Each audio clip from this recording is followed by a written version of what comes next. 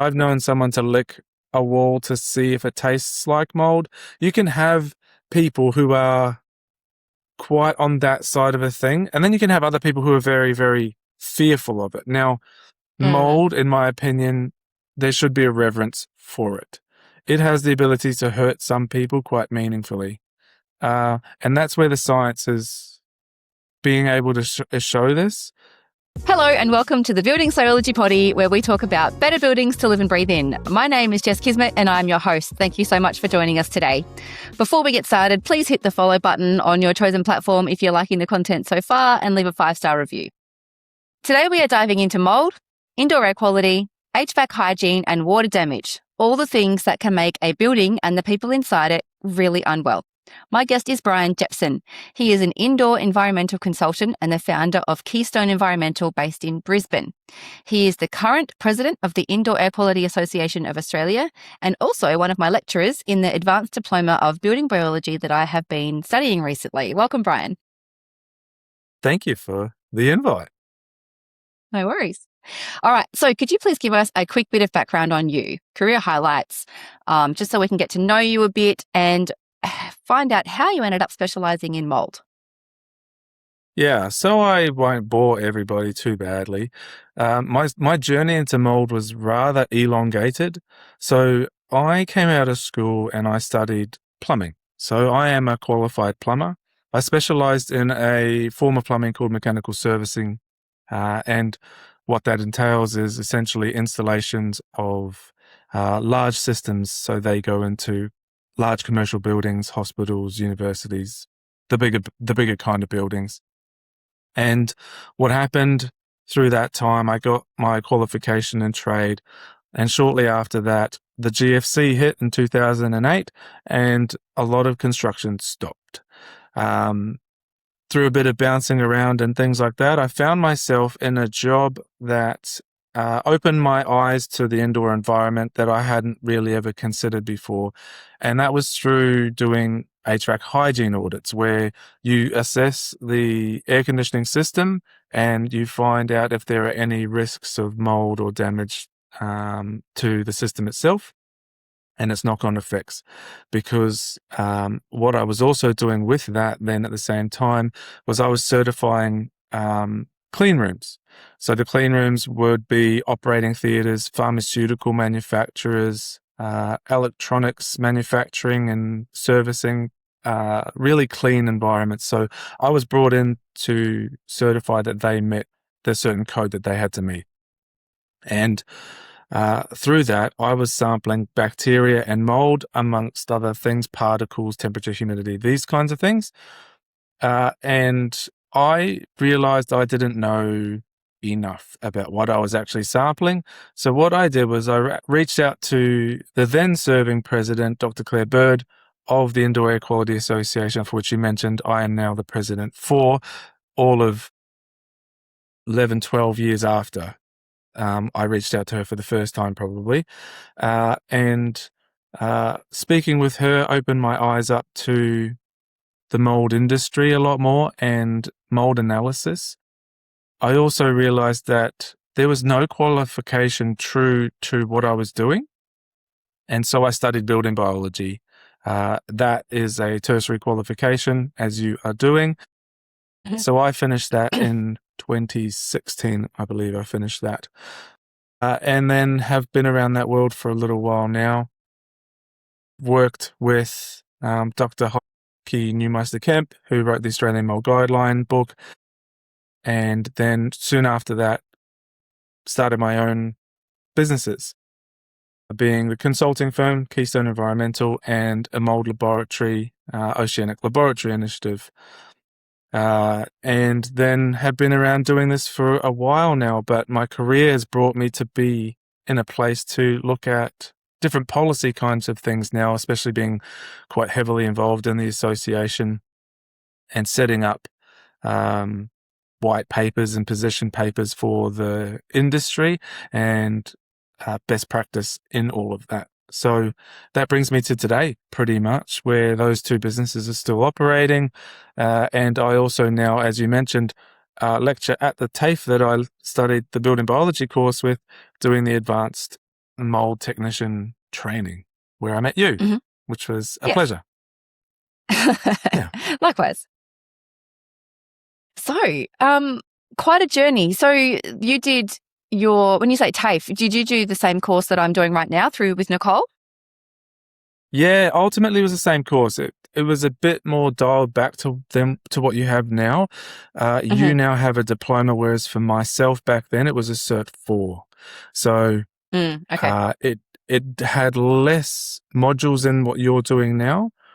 However, it was the highest qualification you could have hoped to do when you were doing mold and moisture testing in anything. So it does cover a much broader, as you know, building biology covers so many other broad topics: water quality, general air quality, HVAC, hygiene into a level, materials, building materials. It can go into all the weird and wonderfuls as well, EMF, and all these sorts of stuff, which is where now Dr. Nicole Bilsma had her PhD in the EMF space. So yeah, it covers a really broad spectrum of what building biology does, but I don't do all of building biology myself. Just the mold, which is to me the most fascinating part of I primarily focus on the mold HVAC side of it all. Yeah, that's where I decided that my passion was. Yeah. I think it's a place that people don't think of mold appearing. You don't think about mold appearing in air conditioning systems. Oh, I didn't. But there's a lot of moisture, a lot of temperature differences and things going on in there. So it stands to reason, right?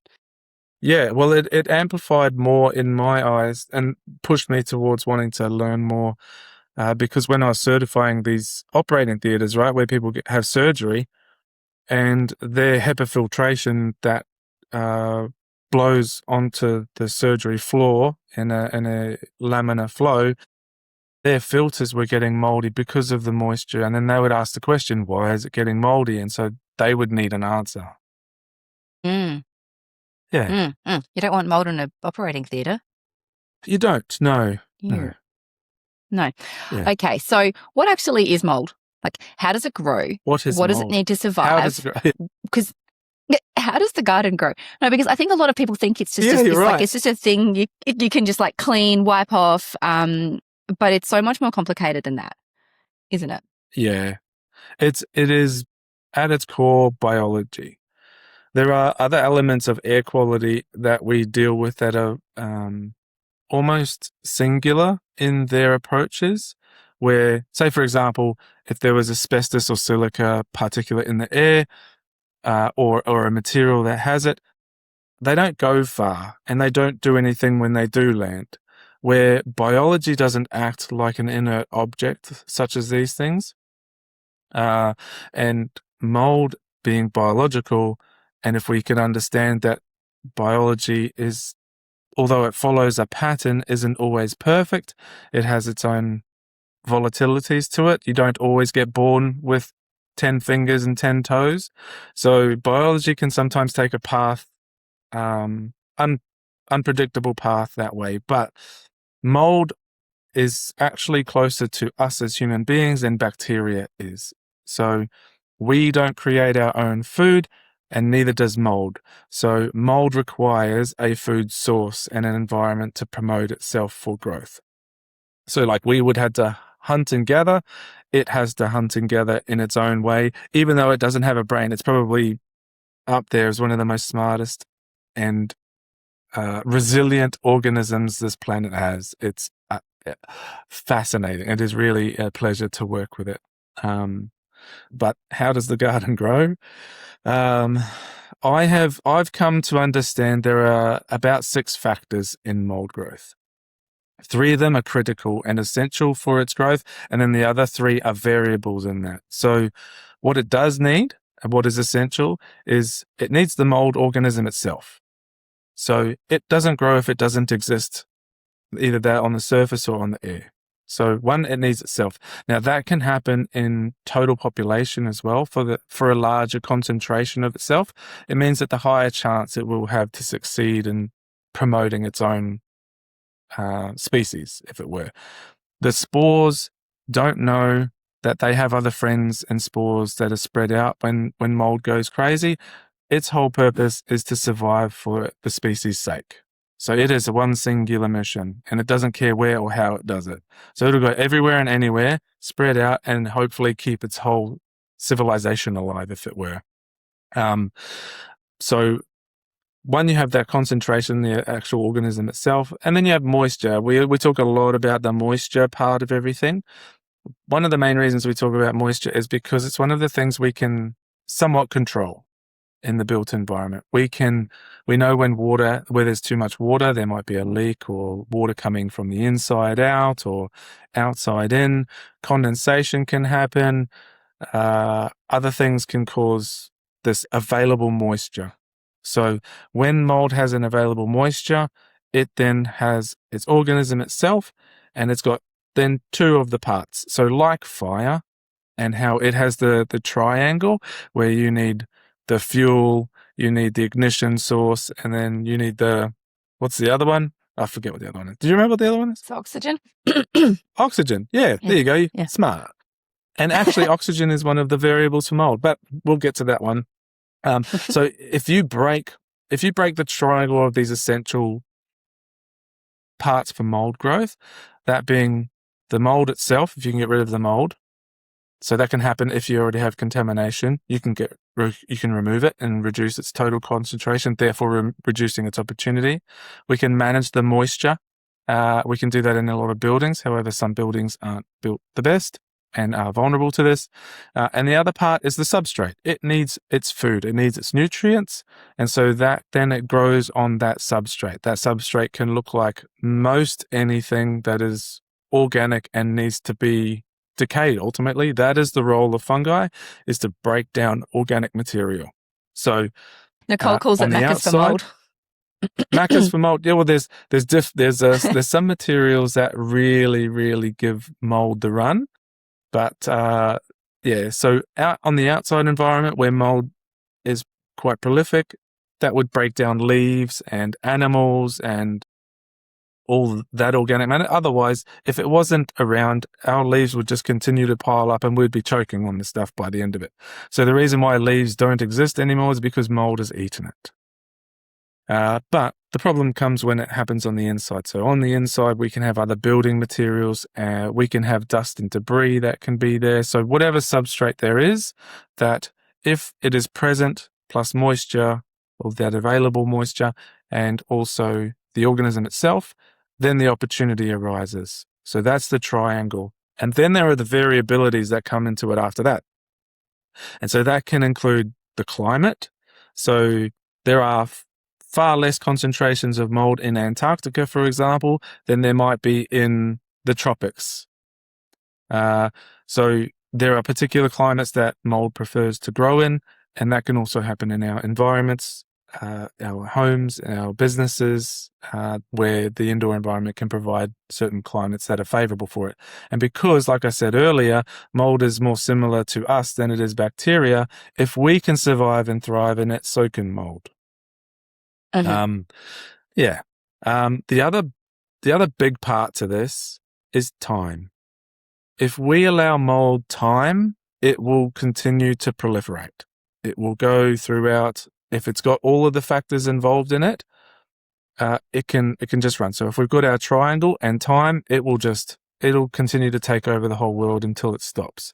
Fortunately, we've got microbiomes that keep mold and bacteria and other organisms in a balance, but sometimes that can overrun and then mold will become the dominant organism and cause an imbalance or a dysbiosis in the environment, and then it will just take over like a snowball. And then the other variable is oxygen. It's a smaller considered one because you're not going to eliminate oxygen inside of your home because otherwise no one would live. But it doesn't mean that mold dies. So when oxygen is removed from mold, so if it was to be thrown up into space in the vacuum of everything, it actually has the ability to survive on the spaceships. If it's brought back in time before it actually does break, then it'll survive. So even in oxygen, without oxygen, it may not be dead. So it is very resilient. So how long would mold live without oxygen? Without oxygen, from what I read a study at once. It was about the space station getting shot up and a space shuttle getting shot up, going to the space station and then coming back. But I think I think that was within a month. And I remember one of them being the genus Trichoderma as one of the ones that survived. I think Penicillium might have been also another one. But yeah, I think Trichoderma was one that went up with the space shuttle and also came back and was still viable and culturable. Month later. Yeah, I'm pretty sure it's That's about a a long month. time. So the oxygen part, we can't control that a heck of a lot. But that triangle, if we can do what we do with fire and we can eliminate and we can break that triangle, we're on a really good path to recovery. But it doesn't mean it dies. It just stays there because it is so resilient. So the three were the spores themselves, the substrate, and moisture. Yes, if we can correct. break one of those three things. Okay. That breaks the cycle quite quickly. Yes. But you say if those three things are present and then one of them disappears, it doesn't mean that the mold disappears. It just means that it stops growing. Correct. Yes. Yeah. It is a very, very strong and robust organism. It has cell walls that are strong. It can deal with temperature changes. It can do all these things. It can go, well, as we discussed, it can go up into space and come back and still be okay. So even though we break the cycle of growth, it doesn't mean that we've removed the risk entirely. So because prevention is better than cure is what you're saying, Bryan. Always. We can't get rid of mold. Like mold it is everywhere. But it's about dealing with that triangle and the variables that come with it. If we can control those, we are then the dominant organism in the built environment. Okay. So if you had to boil it down to what you think the building conditions are that would reliably lead to mold, how much of that do you think is apportioned to design, construct, and then occupant behaviour? I know this is a bit of a tricky question, but it's an interesting one. Yeah. No one's innocent in this whole thing at all. So the built environment can definitely be a problem, and so can the occupants in this whole scenario. I think if I was to boil it down, it would simply be about opportunity. So say, for example, a building is built amazingly and it's done the best it could ever do to stop mold, and it was created in a bubble where it never happened or got impacted at all by water. And then someone is inside and they run the bath and the bath overflows, right? That's got nothing to do with how well the building was built. That's got to do with the occupant and the risk that they introduced to the whole space. With that, the issue is that. But then again, the built environment, if the systems aren't designed well together as a unit, then the risk is on the building. Sometimes buildings are built damp. So they are a stick frame at a time and period. They might have a slab down.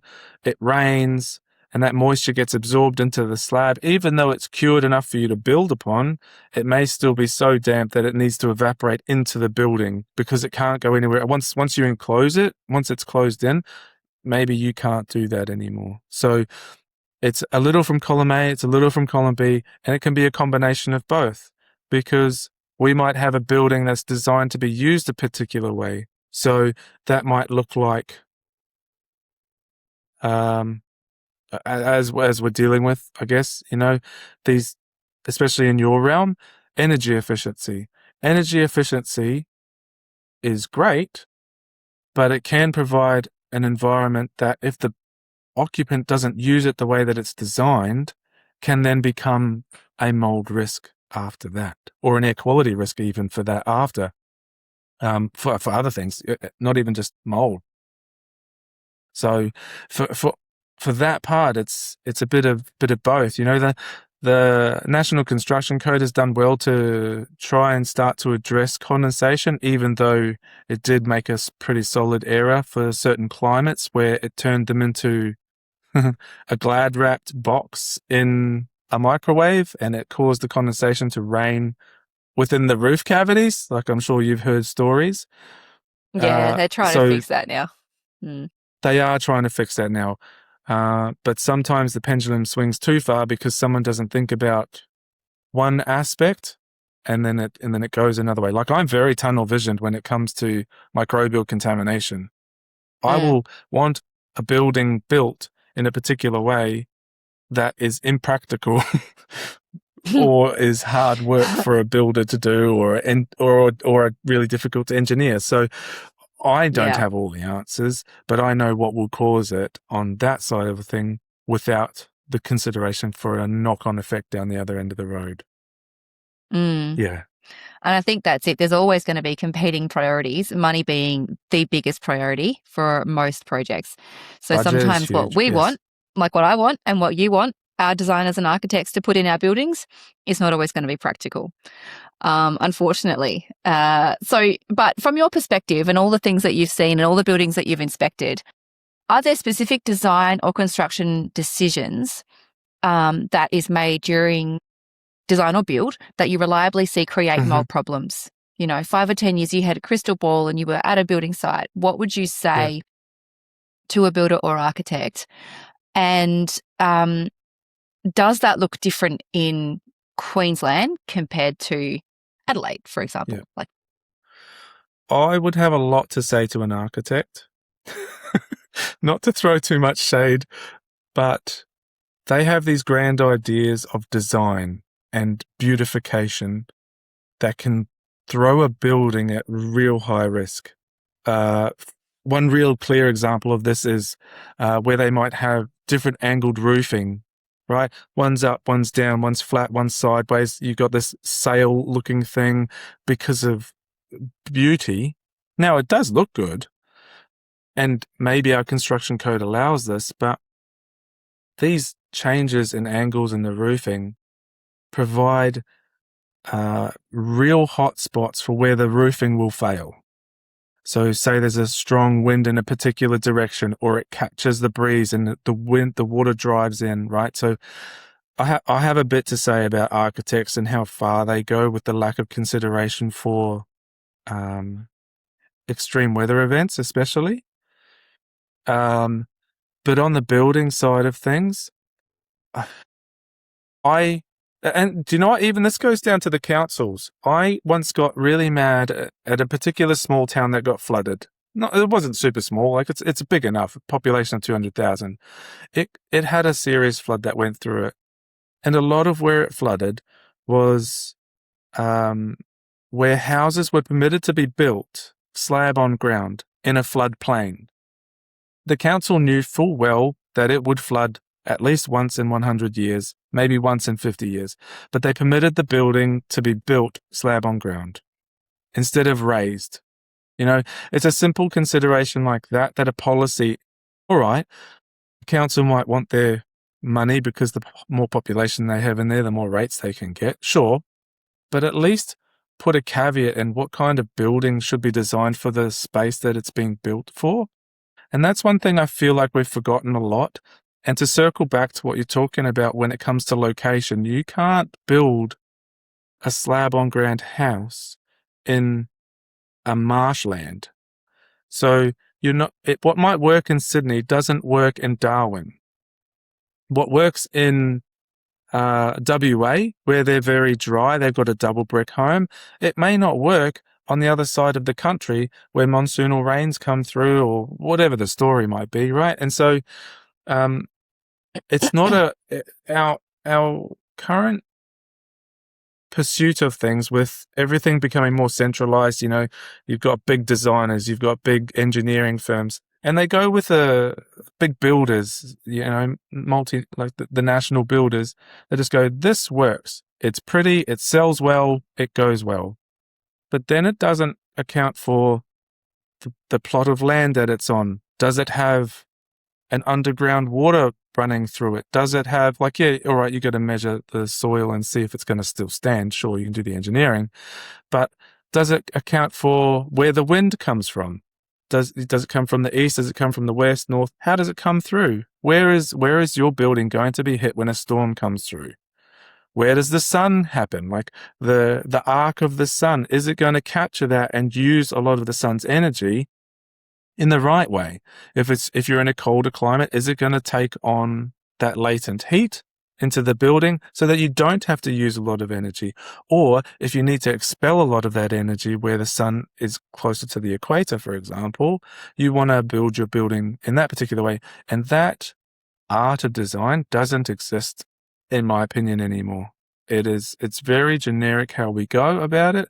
This meets the National Construction Code. Go, life is good, it sells, it's pretty, happy days. And I feel like that's a problem. We have in Queensland, as you mentioned, Queenslanders is a style of house that is built for Queensland for a reason. Now, that was back before we understood a lot of the science behind it, where they would cut down local trees and they would have local timbers that are already acclimatized to that space and all these sorts of things. And that was just happenstance, but it worked.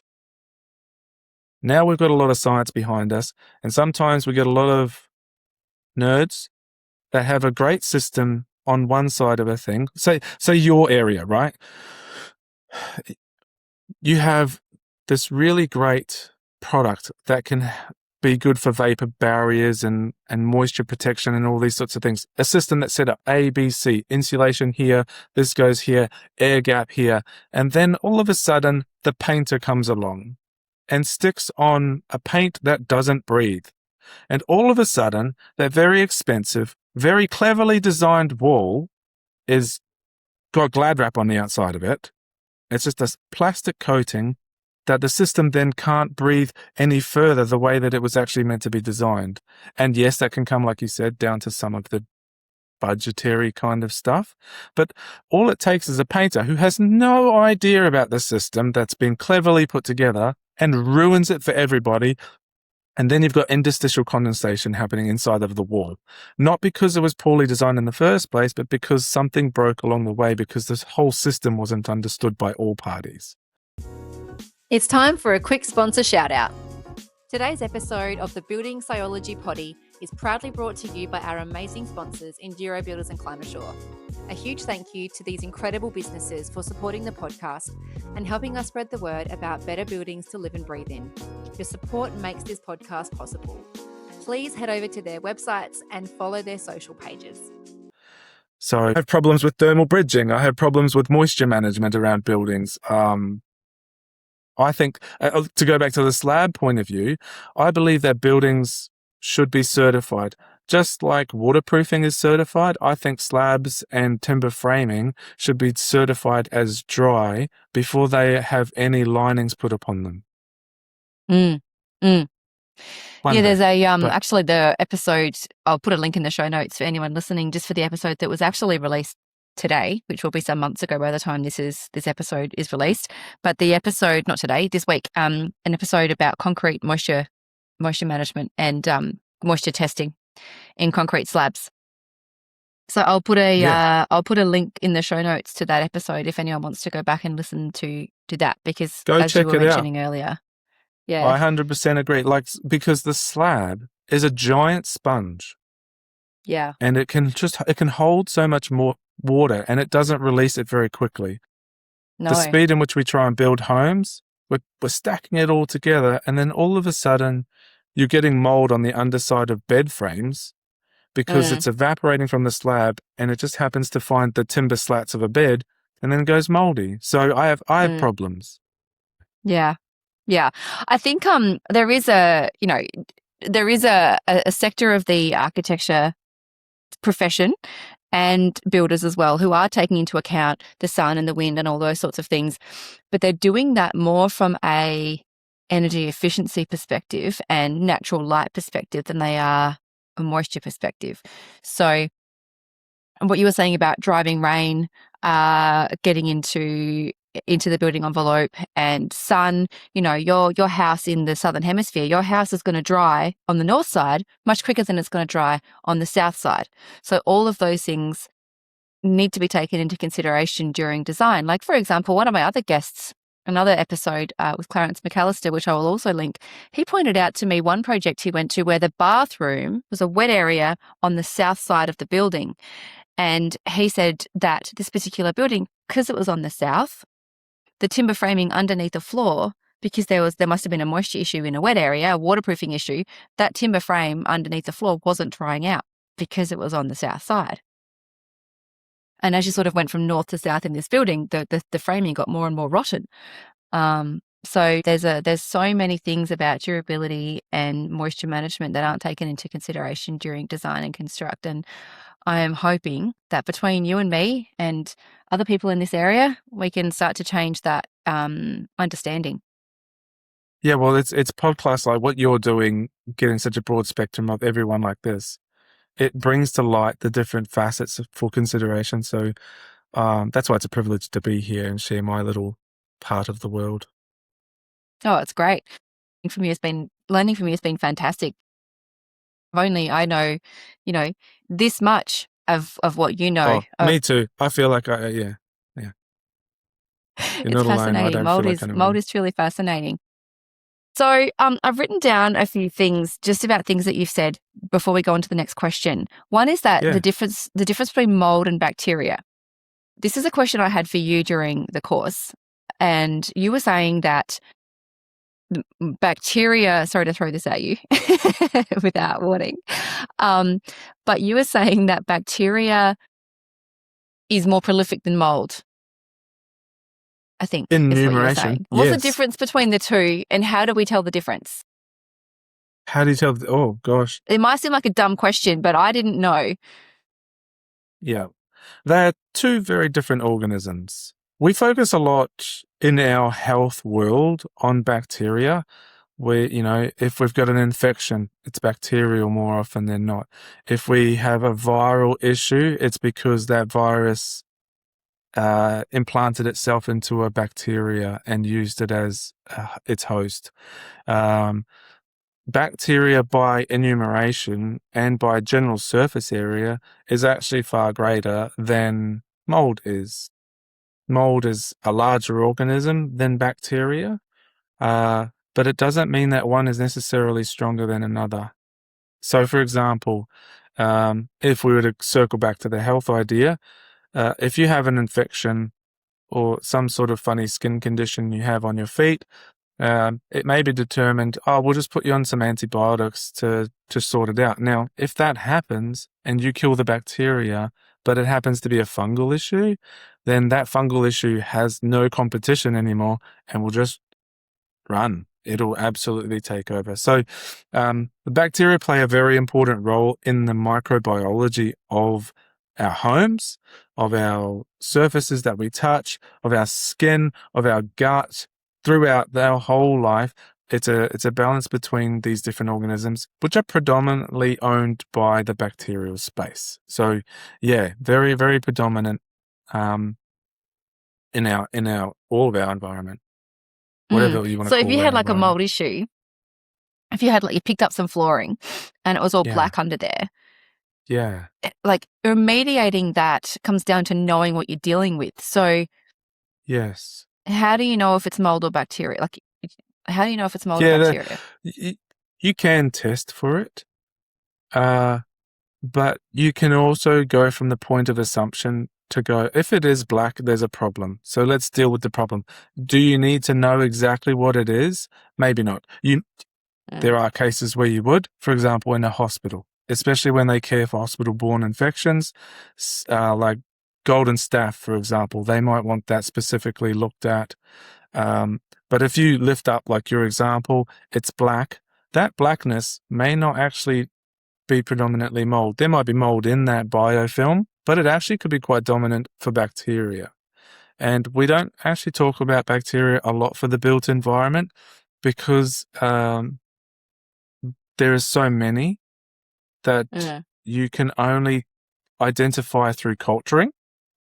So the sampling that you do for that is you would collect a sample of it and then you would try and grow that. It may be viable, it may be culturable, but from that, then you can speciate and you can find out what it is. It's a bit of a more drawn out process to try and identify bacteria. So most of the time we just accept that it's there. Whereas mold, you can take one sample and you can see a plethora of them because they're a larger organism and easier to identify that way. So just because you might have a mold problem, it doesn't mean that you're absent of a bacterial problem as well. And there are actinomycetes, for example, can happen in water-damaged buildings and potentially be quite a challenge for people's health as well. So sometimes you might smell things. This is where it comes up a lot, okay? You'll always get asked, oh, not you will, I get asked too often, I've got mold in my drains. You know, the black stuff that happens and it smells. I will put money on it that is more of a cause from bacteria than it is fungal. There might be yeast inside of that environment because it's so wet. Mold doesn't really like it as much as bacteria will. So depending on how wet something is can determine on what kind of organism succeeds the most. So yeah. I don't even know if I answered your question, to be honest, but there is a very big difference between mold and bacteria, but both can pose a health issue. Yeah. I guess I just didn't, we were studying mold in the course and I just didn't even think about bacteria as a factor and what that means. And, so I guess I was just trying to draw out is easier to the differences. Kill than mold. Yeah. It is a much more vulnerable product. If you remove moisture from it, it will die. Whereas if you remove moisture from mold, like we spoke about earlier, it doesn't necessarily mean it dies. It just goes dormant. So bacteria need to procreate, if that's a word, but you proliferate. They need to grow a lot more because they're more vulnerable. Once their triangle is removed, then they lose out much quicker as a species. So they're like the rabbits. Like here's a bit of a funny thing. Anyway, my nieces, they have hamsters, right? There's a hamsters, whatever, the little gerbil rat things. Anyway, yeah. I had a thought. I was like, evolutionarily, guinea pig. How the heck, guinea pig? Yeah, thank you. How the heck, evolutionary? How did this thing survive? Legitimately, it is the most useless animal I've ever seen in my life. Outside of a goldfish, it is the most useless thing I've ever seen. But the reason why it survived is because it procreated so fast that it was giving birth faster than it was dying. So, similar to bacteria, in a way, it proliferates itself so fast that it grows more than it dies. Yeah, okay. Yeah. So, like, bacteria is like a guinea pig, and mold is like a cockroach. Like a horse. Cockroach is good. There you go, cockroach. Yeah, because it's very hardy. Yeah. And which one has got a bigger impact on health, or is that it depends question? That's very dependent on the person and their vulnerabilities. I thought so. And it also depends on the the microbiome of whether that's the space. So say for example, like I said, mentioned golden staph in hospitals. That's a surface issue. It proliferates on surfaces very quickly, that particular organism, if nothing else keeps it at bay. So then it becomes a problem. But there will be golden staph around in a hospital. It just isn't causing a problem because it hasn't overwhelmed the microbiome. That's when a lot of things go wrong, is when the microbiome is actually overwhelmed and there is more of that organism than it should be in a balanced environment. So when it's not balanced, that's called an environmental dysbiosis. But yeah, sorry. Biosis. I guess that's what you'd say to people who, because some of the kickback on some of the mold discussions that I've seen, people say, well, there's mold in the air everywhere. You can't get rid of mold. You can't fight mold. It's everywhere. And I guess that's not the point. The point is that it becomes a problem when it overwhelms the system. Absolutely. Like mold and bacteria are everywhere. But when that triangle is in full flight and those variables are on its side, it will grow faster than you can keep up with. You can't clean the building fast enough. You can't keep it dry fast enough. Yeah. So the problem comes when the balance breaks. Yeah. And for some people who are more vulnerable than others, immunocompromised people, people who have inflammatory conditions, for example, when their body is trying to fight something else, it may become vulnerable to this other organism. Now, it could be chemical, it could be something else, but a lot of the times vulnerable people become overwhelmed by another factor that it can't manage. You've talked about different causes of mold. So obviously at the beginning we talked about, the environment inside a home, indoor air quality issues. So there's like condensation, there's rain events, there's humidity, vapor in the air, there's flood events. In your experience, what is the biggest cause of mold issues? Oh, the definition of big can change, right? The most devastating can be water ingress from, I would say water ingress from above that is everywhere. So say a hailstorm breaks tiles and it rains on the entire top side of a roof of a ceiling and it runs down the walls. That's very devastating. It means that you have to strip the entire building. Or if it's a flood, for example, it comes through and it decimates it from the below, and then you have to almost do it in reverse, the other way around. So that can be very devastating, but it's not always common, which is why it's insurable. For some areas anyway. And then, but most commonly, I believe it occurs because the opportunity was given through either a system failure for the building or through occupancy use, resulting in excess moisture being available to then find to settle the score for that triangle. So that can be if someone, for example, doesn't do housekeeping very hygienically. You can have a clean house, but it may not be hygienic, where there are corners and nooks where dust just accumulates, and that is the food source. And then when the occupants might introduce more moisture, say they boil water every day and it can't evaporate out of the building properly because the building can't manage the moisture very well. Or if the building system is installed correctly or failing, and then you get rising damp or something like that, where you have a constant source of moisture.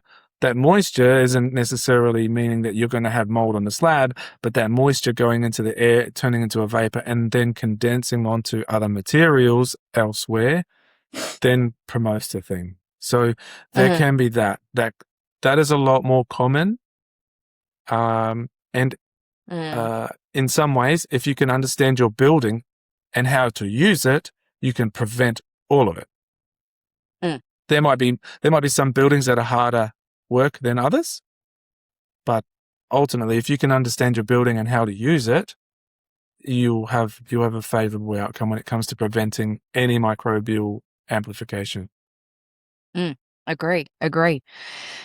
So after let's say one of those major events, like a flood or a rain event, or even like a plumbing failure where you've got, a shower pipe pouring water into the wall, is there a critical window where if you act fast enough, you can avoid that problem altogether? You can avoid a mold problem altogether? You can. It's a seemingly small window, but there are businesses out there designed specifically for rapid response like this. And so if that you have that water loss and then that water is contained, it's stopped from happening, it is possible that these restoration firms with their equipment and the science that goes behind structural drying, they might be able to begin the process very quickly.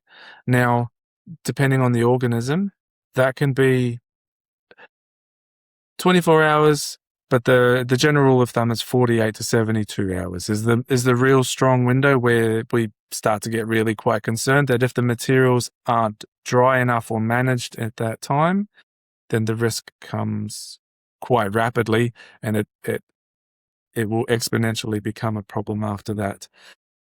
Mm-hmm. Another factor that can actually shorten that whole thing, for example, is certain buildings that during construction, say, for example, a timber construction, and it experienced wet weather over its construction and was never considered for mold. It happens all the time. Builders have zero consideration for mold. And so that mold was already on the surface. And as I said, it's very hard to kill, so therefore it's ready to go as soon as it's given that opportunity. Now, when it's given, it already has massive presentations of that organism on there. So we have one part of the triangle, then we have, then we've got the moisture that comes in on top of that, and because it's already on a substrate, because it's already obviously grown, you then have that complete triangle very quickly. So that moisture, the excess moisture, wasn't there beforehand. It was there, and it does have a substrate, but because that moisture wasn't there, it doesn't really start until that water comes, and then all of a sudden it just goes, and then it goes off. So if it's already contaminated, it's contaminated and proliferating almost immediately. I'd say definitely within the 24 hours. Which is a real problem in the construction industry, because not only are timber frames left out in the rain, like we had 3 days of really heavy rain over the weekend, countless timber frames now and slabs sitting out saturated. But not only that, is some packs of timber get delivered to site covered in mold already. And I know some builders will send those back to the supplier. Others will just build with it. And I know one particular builder who had some mold on some floor joists, and he was literally under the building with a sander, sanding it off. What a legend. Share that guy's name with the world. Oh, he is a legend, dead set. Sean. Shout out. Shout out, Sean. I'll put a link to his Instagram page in the show notes as well. Sean from Haven Homes in Tasmania. He is top notch in the building science sort of builder's game, knows his stuff, follow him, learn from him. But yeah, he was he puts in like fans in, like if it rains, he'll put fans throughout his build to dry out the frames, and he'll moisture test them and everything before he clads them and insulates them. So he's right on top of it. And there are a few others in the game doing the same thing, but most aren't. But yeah, he was underneath the floor joist, standing off the mold, just so paranoid about leaving anything on there. And he'd had someone come through fogging beforehand as well. Can you talk to us a bit about fogging? Sure. So fogging is a remediation strategy that is implemented. That what they do is they put in a solution into typically water, and then they vaporize that to really small particles. Those particles then attract the debris or the mold that is in the air, so they become a larger particle. That larger particle then drops to the ground or onto horizontal surfaces. So fogging is used as a way to flocculate the air, if you were to use a word, where it makes everything really heavy and drop to the ground. Now, there are multiple businesses that implement this as their only form of remediation. Now, we do have an Australian standard now that speaks to this, and it says that this practice on its own is improper, and so is in contravention of the standard. It is a tool that can be used, like I said, to pull a lot of particles out of the air, but it isn't remediation. And as much as the solution that's been put in is antimicrobial, once it's diluted so heavily and vaporized in a normal environment, it might as well be water, in my opinion. It doesn't kill. So its primary use, in my opinion, is to filter the air, and then once it hits the surfaces, then can be cleaned up after that. Now that can happen through HEPA vacuuming or damp wiping the surface. So it allows you to know where those particles are going to be instead of being very agile in the air. Right. So this could be a solution, like if you've got a high concentration of airborne particles, this is a solution for actually getting rid of those particles quickly, but it's not a solution for getting rid of the surface mold. Absolutely. Is that what you're saying? Yeah, Or it's not going to work yeah, on it is not going to work on surface mold it at won't all. kill it. It will just The get rid of solution the they might particles put in the into end. it, if you were to pour it onto the surface itself, it might do something. But when you dilute it, it then changes the dose capacity of that particular solution. So dose, what that means is concentration and time. So when you aerosolize it, watering it down as a concentrate, and you aerosolize it, the surface area of that thing becomes much less and less. So therefore, the total concentration of it is significantly reduced. And then because it's such a fine mist, it can then evaporate very quickly. So therefore, doesn't have the time to dwell on the organism that it's trying to kill. So that's why it doesn't really have a lot of success in there. But yes, you're right. It can filter things out for us to then do something after that. So you're saying that if you put the full undiluted solution onto mold, onto a piece of timber that's moldy, it would kill it? By and large, that's what they're designed to do, yeah. So they'll do a lot of lab tests and go, can it kill X, Y organisms? You go, yeah, our solution, it kills COVID, right? That came out really big and fogging took over the world. Yeah, all right, your solution can kill COVID, but does it kill it in a normal environment outside of a laboratory? I would argue that it has its challenges there. So, yeah, I was just going to say, I thought you said that, like, I'm operating on the premise that mold can't be killed. It has to be, like, it just goes dormant, right? Which is what we've been talking about. It doesn't actually die. You have to physically remove it in order for it to stop. Yeah, by and large, by those principles. However, there are definitely chemicals that can break the cell wall of mold and therefore make it disables it at that point. Different solutions work in different ways. For example, people use vinegar, right? Everyone has, on all the government websites, use vinegar to clean. Clove oil. Clove oil is another one, right? I'll talk about that a little in a hot minute. But vinegar, for one, for example, similar to poached eggs or where you add the vinegar, or if you're cooking a steak, for example, when you cook a steak, when it is ready and become tender, that is when it has denatured itself. Okay, so it's not the original form it was because we introduced heat to it. So it goes from a tough piece of meat or something like that, it goes into a tender piece of meat, and then it goes really hard if you turn it into a rock. So at those stages, it's denaturing itself from what it originally was. What vinegar does is that does it to mold. So it denatures the mold. It changes it from the organism that it is and weakens it in certain parts so that it doesn't successfully grow as well. Now, again, to come down to the dose of that, you might need a lot of that depending on the organism. But then there are really, really harsh ones. Chlorine dioxide, hydrogen peroxide, these kinds of ones, chlorine itself. These types of chemicals can be really quite devastating to the cell wall. So they might dry the cell wall so that the moisture that it retained to try and keep itself alive, just as sustenance, it can dry that out. Similar to how ants are killed with ant sand, how it dries the shell of their body so they can't stay moist.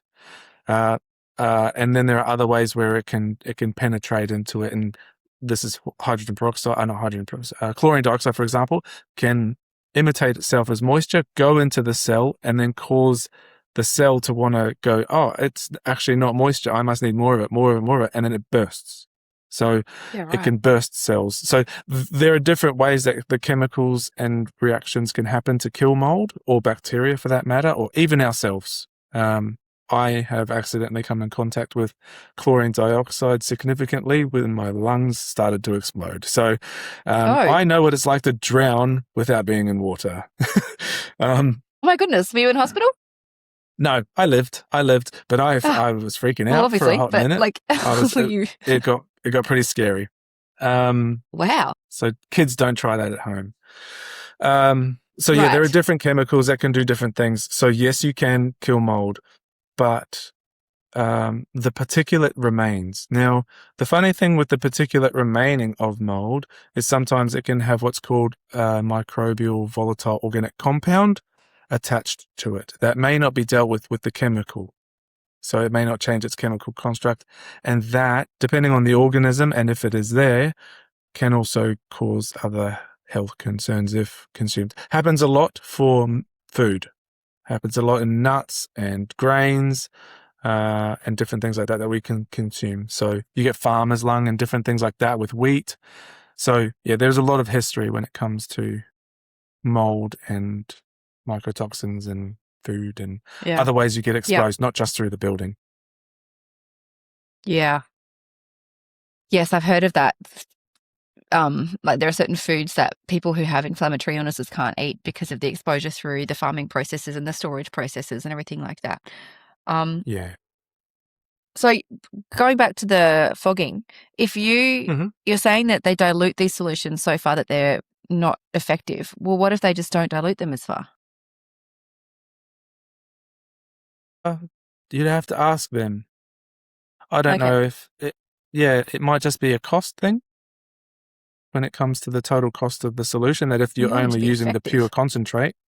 But then I would say it's a very, very unsafe environment to be in. The thing with fogging is you're trying to kill a biological organism, right? Yeah. Especially if you're trying to if that's your goal.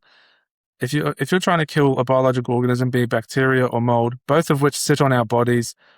As I mentioned, we are closer to mold than we are to bacteria. So if your goal is to kill mold and you fog this solution at a great concentration and believe it's not going to impact your microbiome or you yourself, you're ignorant. So it's designed to kill a biological organism. You are a biological organism. So being in a space where the concentration might be astronomically high puts you at significant safety risk, I would say. To kill the mold, you might end up lying on the floor yourself. So, yeah. And that can happen. So in order to be effective, fogging would have to be dangerous to human health. I believe so, yes. Because it's such a resilient... Mold is more resilient than we are. We just happen to have plausible thumbs. So we can remove it more quickly than it can remove us. So it's opportunistic on us, whereas we just go on the attack as an organism, which is why we dominate over mold. Okay. Thank you. My pleasure. You mentioned before mold versus particulate matter. Could you just explain what that means to the listener, please? Because they might not know the difference. Yeah, sure. Okay, so we've touched on mold a fair bit, right? The microbiological organism that can be grown on surfaces. It goes through a life cycle where it can grow on a surface. Then part of its life cycle is when it can aerosolize itself, transfer itself onto other surfaces and continue the cycle, okay? So therefore, it becomes a particle in the air. But there are multitudes of other particles, more than you could probably count. It can happen from when you're cooking, the oil that evaporates into the air can be a particulate that needs to be dealt with. It can be chemical in nature sometimes. It can be a heavy metal. So say you're grinding something, for example, sharpening a knife even, people don't think about it, sharpening a knife, all the really small particles of that metal are becoming aerosolized. Now, they can be quite heavy and drop quite quickly. However, they have the ability to be resuspended. It can include skin cells, animal dander, hair, silica, asbestos, all sorts of things can be in the air, all sorts of things from all of our activities. It can be particles from our shirt, for example, microplastics and different things like that.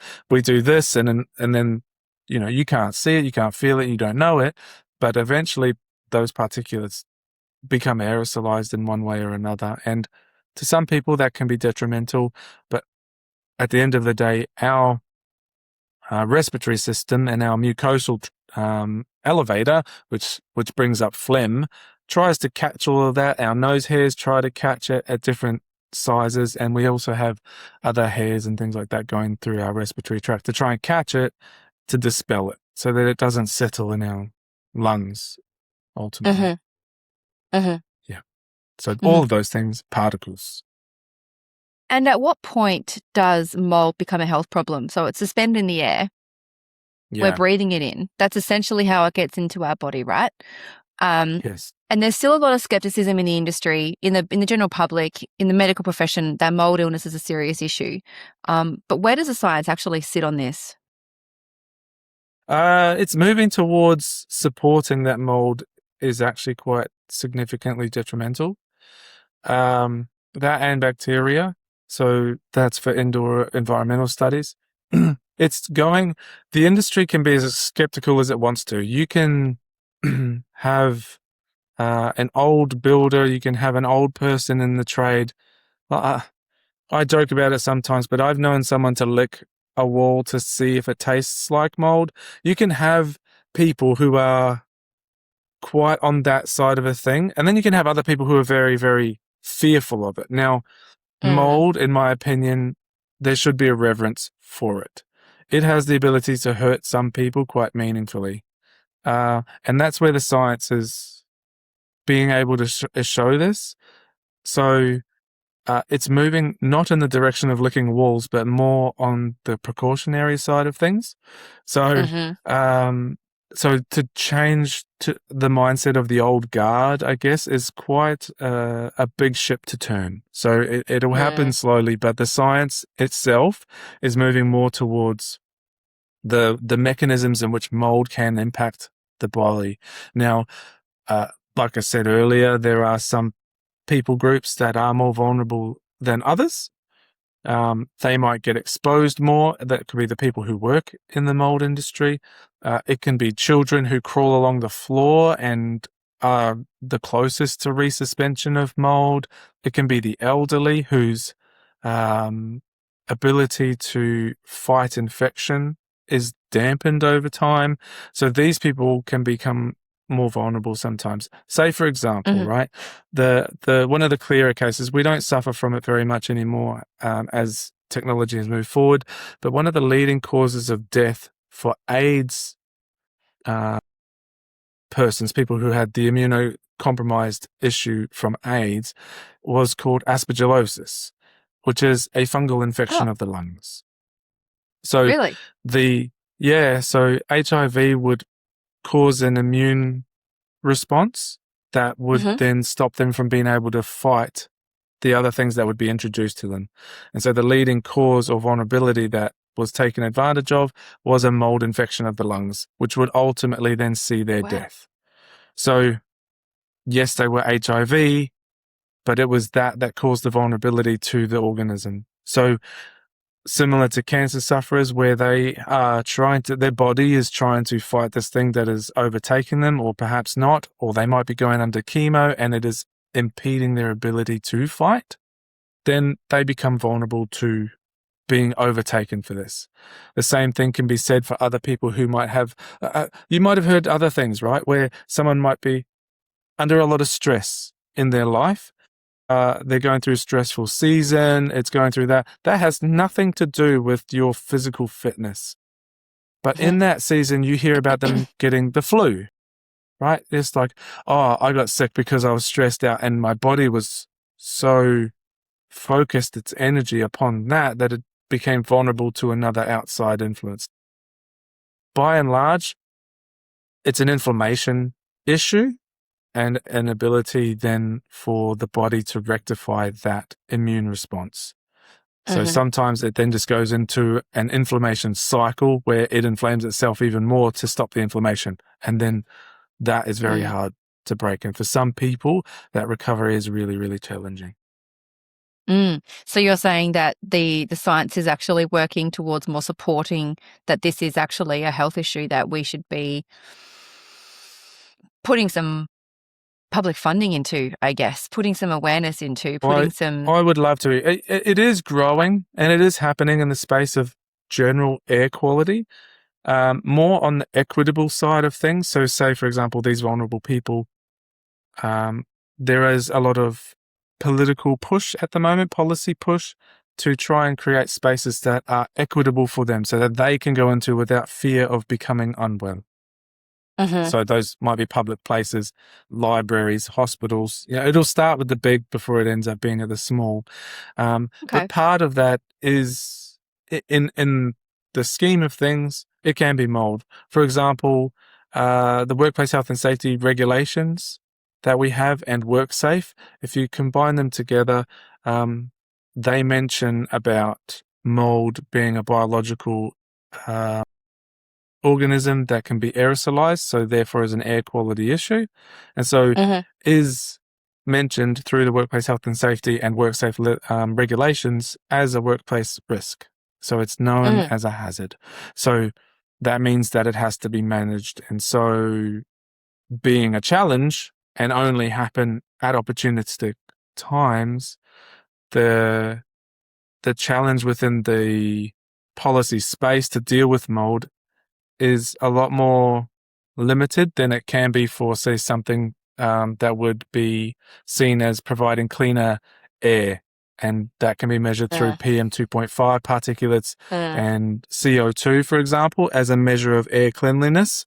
Than it would be for mold, for everyone to settle on mold. But it is all tide. Was it the tide rises all ships kind of a thing? So mold Mm-hmm. is elevated through that process as well. Yeah. Okay. Yeah, because we can measure, I've got a monitor in my house and I can measure particulate matter, carbon dioxide, humidity. There's like 9 different things that it measures, but mold spores is not one of them. To measure how many airborne mold spores are in your air, you physically have to get a pump. Like you have to get someone who has this expensive equipment to come in and take air samples and surface samples. So it's not as easily identifiable as some of the other indoor air quality factors. Yeah, correct. You can't, at the ready necessarily, know what proportion of mold you have in your air, just as a real-time monitor. There are very expensive tools, very, very expensive tools Mm. that do that, but no household is going to have that because it's the size of an armchair. So Mm. um, it's not readily available for retail indications for mold. But Yeah. like I And said you can't about all measure the it. other Like it's not easily particulates, measurable. Sorry? no, it's not easily measurable. Humidity you can measure pretty easily, which means you can mitigate it easily. Um, it's thermal bridging. We can take a thermal camera and we can measure it and we can mitigate it pretty easily. Carbon dioxide, we can Yes. measure it, so we can mitigate it pretty easily. Whereas mold spores, there's no easy way to measure what's going on in your air. You can visually see it if it's on one of your surfaces that you can have access to, but if it's inside a wall, inside a cavity, underneath your flooring, most mold, as we know, is not, you can't see or smell it. So you don't know it's there. It's impacting our health on a daily basis. And we're sort of unbeknownst as to why, we don't know why. We get sick or we get some sort of, lung infection or we get some sort of chronic illness that we can't explain. You know, It is a I'm glad challenging to hear thing, that the for science is sure. starting to back up for some more research. Yeah, but it does require, like you say, specialist sampling to isolate both mold and bacteria, for example, these microorganisms. Mm. You can get a general idea of your particulate load, and that might give you an indication of if you need to get greater air change rates or something like that inside of a building, Yeah. whether that's opening a window or changing the setting on particular HVAC systems. But yeah, you don't know exactly mold. If mold is the thing that you're most concerned for, you can't do it without laboratory analysis. Yeah. Speaking of labs, you have a lab. So Yes. let's talk about that a little bit. What do you like what are the things that you're actually testing for? And if the listener does suspect that they have a mold problem, what is Hmm. worth testing? Yeah. So to begin with, so our lab, we primarily do environmental microbial analysis. So that does include mold predominantly through air and surface sampling, but also some bacteria samples for if there was effluent loss inside of a building, for example, you can do a sample of that and we can tell you whether it's present or not. But when it comes to mold specifically and a DIY sort of option, there are a few out there. many people might be familiar with the agar plates, which is the plates that everyone sees pictures of that grow the stuff inside of it, and it looks really awesome. Mm-hmm. That's readily available. However, I wouldn't recommend that for a DIY person, because I was actually having a joke with someone today is if you wanted to make something fail, those plates will definitely allow you to make it look really bad, right? Because Right. Okay. one colony can fall onto this plate and then just create lots of other little colonies inside the plate itself, and it will look really atrocious. The more time you give it, the worse it'll just look. But it doesn't Just keep necessarily mean going. that you have a bad place. So it doesn't give you Mm-hmm. proper context. There are other toolkits to do air sampling or surface sampling. Like for surfaces, you can take a sticky tape, for example, and Mm-hmm. send it to the lab. Has to be clear, but you can do that as a real primitive way. Air sampling, you can hire pump kits from labs. I'm not saying use it for us or anything like that, but you might be able to hire it from someone, for example, and then have that analyzed. It's not a complicated process to take an air sample itself, but the interpretation is where a lot of the skill and art of that comes in. So you can take the sample all you want. Feel free, but you won't necessarily know if number is good or number is bad. So feel free to do that. And so long as you've got help on the other end when it comes to interpretation, you might be able to push it across the line. Another way to do it, which we don't do on the professional side of stuff, is using qPCR, where you can take a wipe sample of multiple different surfaces, one surface if you want it to be, and send that to go get measured under qPCR. That became quite popular over COVID, so it wouldn't be a surprise if most people understand that it's an analytical method available to What does it us stand for? now. Qualitative polymerized chain reaction. Right. We don't do that in Thank you. our lab, but yeah, so we don't do that in our lab, but there are other labs that do it. Mm-hmm. I would caution people on this because currently the algorithm that gets put onto the numbers that qPCR put out, I don't agree with at all, and has seen a lot of kickback for. So it's called ERMI and Hurts Me Too, but they are available for you to do, freely to do. You can vacuum it up or you can wipe it up and collect a bunch of dust and settled debris, and you can send that to go see what's inside of that. So that is possible. So qPCR is a term for a ERMI or a Hurts Me test. Yeah, so that's the technology behind it. Yep. So qPCR is the technology behind it, and it gives out a value. And that value is then put into the algorithm that ERMI and Hurts Me Too are. So ERMI and Hurts Me Too are an algorithm. They're not a test method in themselves. They are a database of numbers and probabilistically, and then they balance one set of molds against another to determine whether you have a number bad scenario. So I don't have an issue with qPCR, even though it's pretty expensive and not quite accessible for even professionals right now. It is getting that way. But on the ERMI and Hurts Me Too side, professionally, we cannot use it because it is said to only be used for research purposes. If you're going to do research on your own home, sure, go ahead and do it. But just be careful about the number that comes back out at you. And how, for the listener, most of them won't know what an ERMI or a Hurts Me is. So what are they? How do they work? And what are they for, essentially? Yeah, so it was designed by a chap in the US who really gave rise to the term CIRS, CIRS, or chronic inflammatory response syndrome.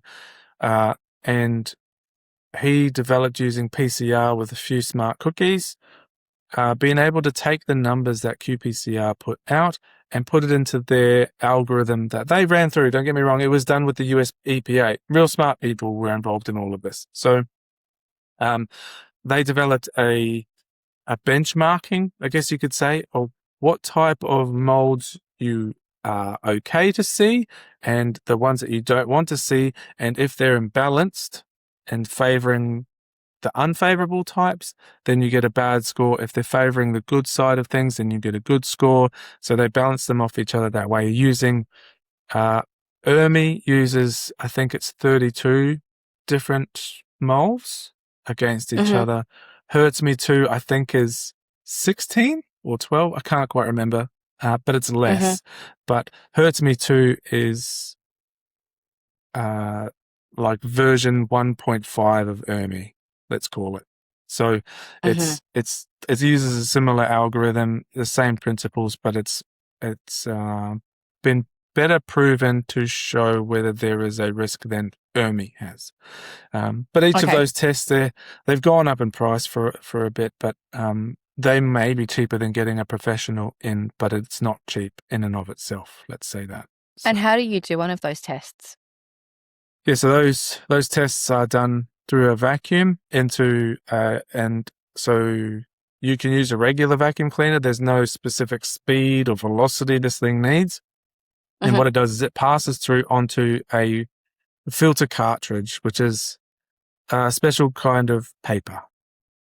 And then that paper collects all the debris and everything. It just deposits on there. And then you send that to the lab. The other way is to use a wipe. So you just have a white cloth, like a ghost wipe, sometimes they're called. And so you can just go around and you can wipe a bunch of surfaces, and you are just essentially you're trying to fill it up with as much stuff as you can so it can get this ratio. So you can vacuum it and you can wipe it. So these are DIY homeowner ways that they can test their surfaces. Yes, very much designed for that. But be careful with interpreting. But I would very much caution people using that. Yeah. Okay. I'll put some links in the show notes too as to where you can find Bryan. Maybe you can direct me towards some good resources for people at home if they want to research an ERMI or a Hurts Me Too, but also with the caveat of do it with caution. Yes. Yep. So when mold is found, homeowner goes around with their ERMI or their Hurts Me, or they get a professional in to test their air and their surfaces, and they find mold. What does proper remediation look like, and what are some remediators doing that is making the problem worse? Making it worse? Interesting. The basic principles of remediation is to remove the mold. So you're removing any building materials that are permanently compromised. That doesn't speak for everything. You're not going to remove the concrete slab if it has mold on it, for example. You're not going to you're not going to kick your windows in because it's an inorganic material, so it's not going to become vulnerable to long-term risk that way. So removal is the key, especially for porous materials. That can include your gyprock, that can include some timbers, that can include fabrics, paintings, these sorts of things. So the idea is you're trying to remove it. So when we talk about our triangle, for example, you're trying to get rid of a lot of that concentration in bulk. So good remediation removes that bulk. So they do that, but they also at the same time do the structural drying part. So if it was water damaged or however it got water damaged, they manage that water. So not only are they breaking the cycle for having large concentrations of the organism, they're also breaking the moisture, the available moisture opportunity there. So they break that there. What they can't always do is deal with the substrate. So yes, you're going to remove a lot of those substrate. That removes a lot of the organism, but then some of those organisms might aerosolize and you can't get rid of all of your substrate. So there are still two parts of that they're managed, let's put it that way, professionally. So good remediation sees that all of those three factors of the triangle are managed. That's how good remediation happens. Now, when it's not done well is when a restorer applies themselves poorly. Now, there is good training out there and there are people who do it very, very well. But then there are some that do the training and believe they know then everything. But they might not do structural drying completely or in their specialist way properly. So they might dry something too fast, causing the outside of the timber or substrate, for example, to be really dry, like you bake it, you really cook it on the outside, but the core hasn't had the ability to draw the moisture out and evaporate. So there is a very special skill and real psychrometric science behind pulling moisture out of something that is moisture laden. So that is where something can go wrong, is where they leave the material damp ultimately. Okay. Or they don't do the removal properly. So they don't pull out everything that needs to be pulled out. They don't abrasively clean the materials properly, these sorts of things. That's when it goes bad. Another way it can go bad, really bad, is if they don't control the mess that they're making. So when you're doing this destructive removal of everything, you are stirring it up. It goes into the air. You can't stop it. You can't challenge it. There's no way you can stop that from occurring. So it's about how that gets managed thereafter. Because they might do a fantastic job on the surfaces, but if they don't manage the total concentration in the air, that organism then has the ability to then resettle. And then we've now got one of our triangle legs back. So at that point, it becomes an elevated risk again that if any available moisture comes back, boom, you've got a problem again. And that can happen. You can, if you don't contain the space that's impacted, say one area is impacted, the rest of the property isn't. If you don't contain that, it can also spread itself to other areas that may then give rise to what's called secondary damage. Yeah. Yeah. Okay. So there is a standard for remediation, right? There's the AS, what's it, S520? Yeah, so there are two now. So yes, correct. Yeah, that's what I was going to ask. So let's two. go into this. Yeah, when it comes to water damage, we have two important documents that were once best practice industry guidelines. They were ANSI standards as well, out of the United States from a industry body called the IAQAA. I won't go and say their name because it's too long. But they had two standards that we've now adopted. One in 2024 being the S520. So now we have the ASIICRC S500. Sorry, that was the first one. S500 was the first one in 2024. And then in 2025, we now have the ASIICRC S500. So the S520 is to do with... Which one was first? Hang on, start again. Which one was first? The first one. So the first one was the IAQAA S500. That was the first to be adopted in 2024. And the ASIICRC S520 was adopted in 2025. Yep. So the S500 deals with water loss and how to deal with structural dampness. And then the S520 builds upon that when that structural dampness promotes microbial contamination or is contaminated through the water, bringing those risks into the building. And the intention of both of those standards is to what? The intention of those standards are to provide a framework for best practice remediation and building recovery. Yep. It doesn't talk about how things get tested, for example. It talks about how the building is brought back to what they call normal or condition 1 is what they call it. There are 3 conditions, but normal is condition 1. And I don't like the word normal. I think they should be referred to as typical. But either way, I might have sat on the committee board to adopt these things, but I didn't have the ability to change that because of copyright. So that was set out before us, and the idea is so that the restoration industry applies themselves correctly. So we've spoken about fogging before and how it can be misappropriated. These standards outline the better process for how that should be done. So there is a standard now, and that's actually, I didn't realize that the AS500 was so recently adopted as an Australian standard. I thought that had been around for years. It has as the ANSI IAQAA S500 and S520. They have existed for my entire career in this space. Yeah. They've been evolved over time, but they were never an Australian standard. So they were we just took them on as a nation. as the best practice guideline because it was an international guideline that way.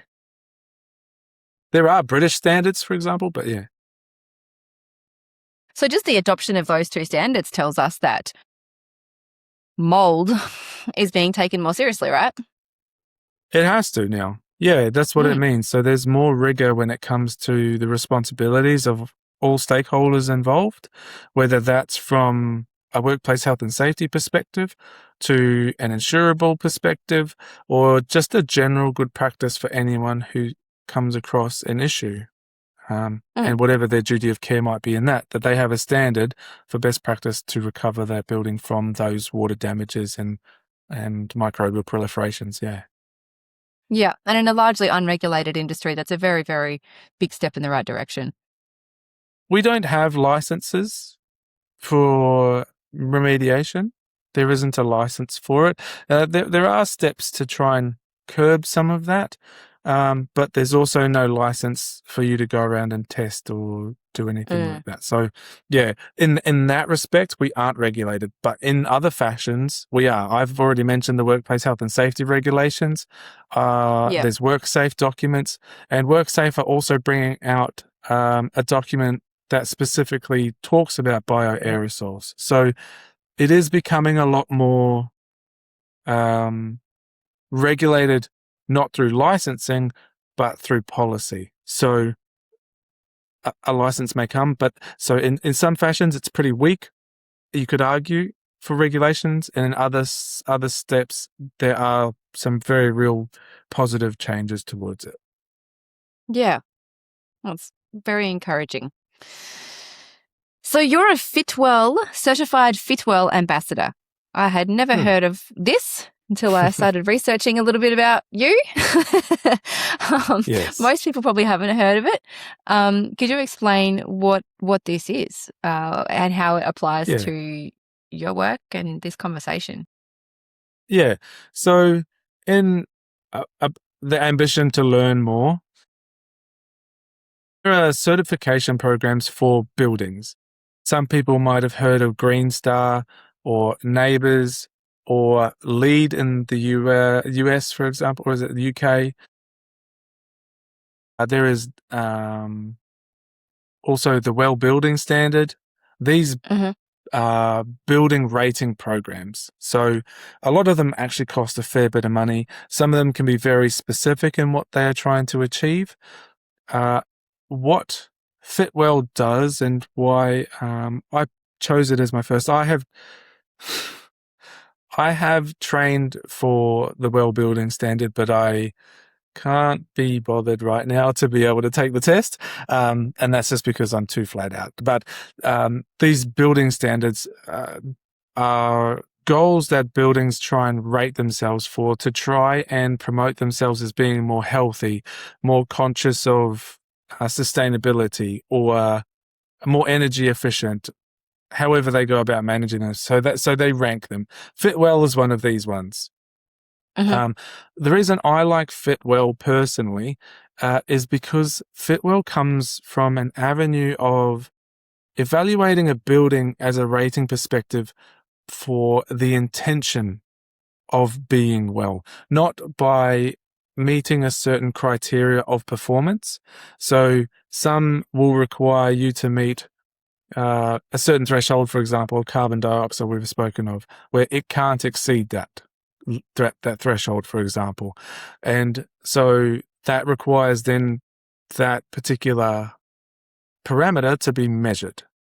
So X parameter can't exceed X parameter. If you do, you then don't qualify for those points towards your building rating.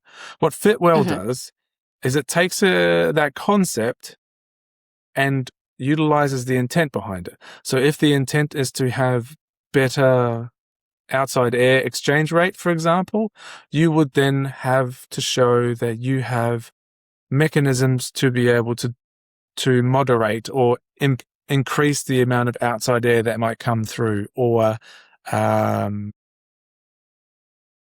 display that you might have water filters on your water potable water, drinking water system, for example. So it's not about how well they perform. It's about your intention to seek a healthier building and then get rated that way. So it's a lot more approachable than the benchmarking of the other type of ranking systems, but it still puts a building in a ranking system for its intent to be well, let's say. Mm-hmm. Okay. Well, I'm going to put some links in the show notes about that as well, and I might have to do a little bit of reading about it because it sounds similar but different to the things I've experienced before. Yeah, like one of them, for example, is they encourage that music be put into the stairwells so that people are more welcomed to take the stairs than to take the lift, encouraging then people to exercise and move. So it's an intent thing. Yeah, cool. Well, that sounds good. Yeah. All right, Bryan. Well, we have come to the final question. Okay. The final question that I ask everybody, all of my guests that come on the show. What is the one thing, if you had one takeaway that you wanted the listener to leave this conversation with out of everything that you've learned in your career, what would that be? Yep. I spoke about it a little bit before, but I think it's the opportunity. Don't allow mold to have the opportunity to succeed. So we have the three primary things for mold. 1, 2, 3, right? The organism itself and its proliferation, the moisture, and also the substrate. If you can choke it at those points, then you are doing a good job. So don't allow that opportunity. And that applies to everybody. That is the operator of the building, the homeowner, if it's your work, your business, then you can reduce the opportunity that's there, improve it. That can also go to architects. Don't create a building that allows the opportunity for water to ingress more readily than it should. It can go to the builder. Introduce good moisture management things. Try and encourage your clients to look at thermal bridging, to create documents that teaches people that when you use your aircon at a freezing cold temperature in the middle of summer, that you're going to get condensation that happens on your walls. Or vice versa, in winter, if it's so cold and you're just going to whack on the heat as high as possible so you don't have to wear a scarf, you're potentially putting your building at risk, and it's giving that opportunity. So it comes down to systems. It comes down from the start of the design process to the end use case. If there is one thing I would absolutely consider putting it out there for, is if you can stop that opportunity, then you stop the cycle. Mm-hmm. Excellent advice, and I could not agree more, Bryan. I could not agree more. Thank you so much for taking time out of your very busy day to talk to me today. I really, really enjoyed this conversation. Thank you very much. It is my pleasure to be with you. That is all for today. Thanks so much for tuning in. There will be another episode in a fortnight, so if you would like to listen into the types of conversations that I have all the time, please subscribe on your chosen platform. Rate the show, leave a comment, whatever you like, share with your friends and family. I'd love for you to spread the word about the Building Sciology Poddie. There's a link in the episode description where you can head to a landing page, and there are some show notes there with relevant links and a full transcript of the show as well, and also links to my socials. So if you're not already, I'd love for you to follow along there too, as I share lots of building science and building biology tips. Thanks again. I'll be back in 2 weeks, so until then, happy healthy building.